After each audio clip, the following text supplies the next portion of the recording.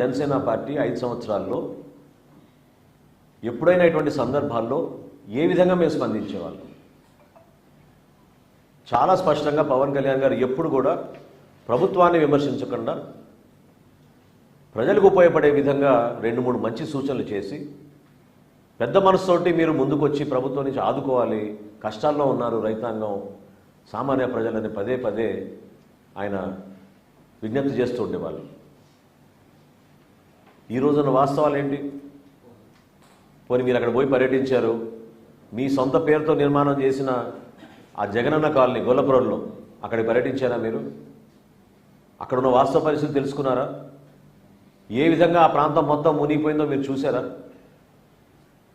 సెలెక్టివ్గా కొన్ని ప్రాంతాలకు వెళ్ళి ఏలేరు గురించి మాట్లాడుతున్నారు. కూటమి ప్రభుత్వం ఏర్పడిన వెంటనే ఉప ముఖ్యమంత్రి గారు పవన్ కళ్యాణ్ గారు అధికార యంత్రాంగాన్ని సమావేశపరిచి జిల్లా కలెక్టర్ గారి ద్వారా ఆధునీకరణ కోసం చేయాల్సిన కార్యక్రమాల గురించి ఆయన సమావేశం ఏర్పాటు చేసుకుని ప్రణాళిక సిద్ధం చేశారు. సుమారు 1000 కోట్ల రూపాయలతో అంచనాలు వేశారు. మరి మీ 5 సంవత్సరాల్లో ఎందుకు మీరు పని చేయలేకపోతున్నారంటే, ఎందుకు చేయలేదని అంటే విచిత్రమైన సమాధానం ఏంటంటే వర్షాలు ఎక్కువ పడ్డాయంట. అసలు స్పందించే మనస్తత్వం ఏది మీలో నేను అడుగుతున్నాను. మీరు ఎప్పుడైనా మీ జేబులోంచి 1 లక్ష రూపాయలు తీసేవరకని ఇచ్చారా? సామాన్యుడు ఇబ్బంది పడుతుంటే మీరు పరదాలు కట్టుకుని తిరిగారు ఆ రోజుల్లో.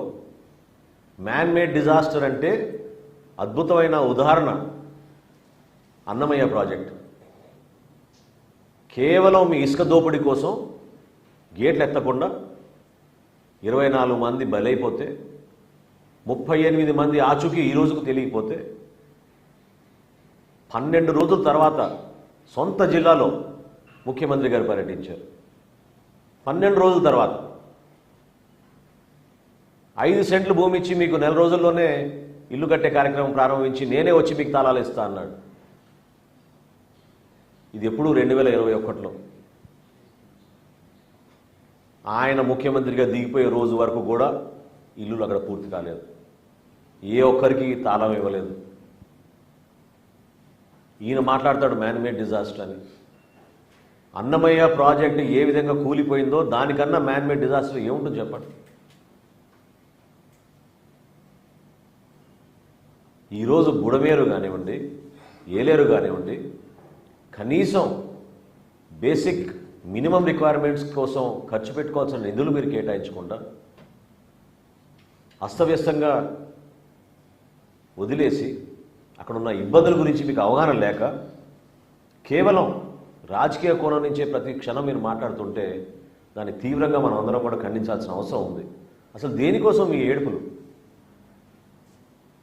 ప్రజలు పడుతున్న ఇబ్బందుల గురించి మీరు మాట్లాడండి.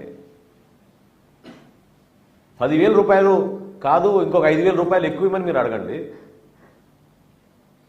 క్రాప్ ఇన్సూరెన్స్ గురించి ఎంత దారుణమైన అబద్ధం ఆడాడు నిన్న. అసలు చాలా ఆశ్చర్యం కలిగించింది నాకు.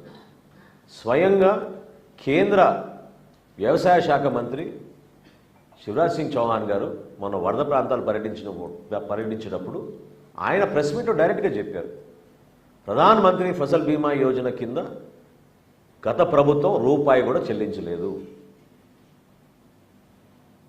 2020 ఖరీఫ్ నుంచి ఏ రైతు కోసం మీరు క్రాప్ ఇన్సూరెన్స్ ఇచ్చారో చెప్పమని జగన్మోహన్ రెడ్డి గారిని ఆధారాలతో సహా నేను చూపిస్తాను. మీ 4 సంవత్సరాలు 2020 నుంచి మీ పరిపాలనలో రైతులకు అందించాల్సిన క్రాప్ ఇన్సూరెన్స్ పథకం మీరు ఎక్కడైనా ఇచ్చారా? ఎంతమందికి ఇచ్చారు చెప్పమనండి. రాష్ట్ర ప్రభుత్వం నుంచి రూపాయి చెల్లించలేదని స్వయంగా కేంద్ర మంత్రి మొన్న ప్రకటించారు. ఎందుకు ఈ విధంగా అబద్ధాలు ఆడుతున్నారు? ఎవరిని మభ్యపెట్టాలని అనుకుంటున్నారు మీరు? మీలో నిజాయితీ ఉంటే ఈరోజు మీరు ప్రభుత్వంలో లేరు, ప్రతిపక్షంలో ఉన్నారు, పులివెందుల ఎమ్మెల్యేగా ఉన్నారు, మీరు ఒక పార్టీకి అధ్యక్షుడిగా ఉన్నారు. మీరు మీ పార్టీ యంత్రాంగాన్ని మొత్తం కదిలించండి, తీసుకురండి క్షేత్రస్థాయిలో. ప్రభుత్వం అందిస్తున్న వరద సహాయంలో మీరు కూడా రండి, పాల్గొనండి. మీ వంతు మీరు సహాయం చేయండి ఆర్థికంగా.